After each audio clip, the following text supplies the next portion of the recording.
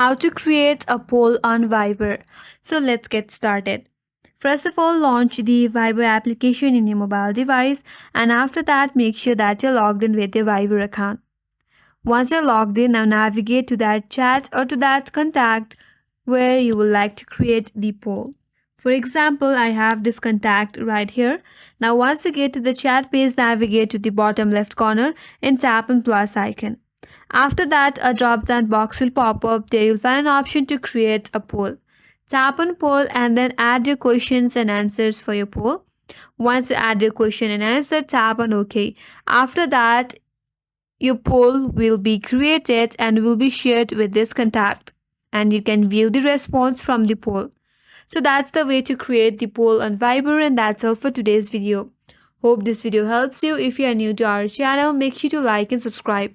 Thanks for watching, and I will see you on next video.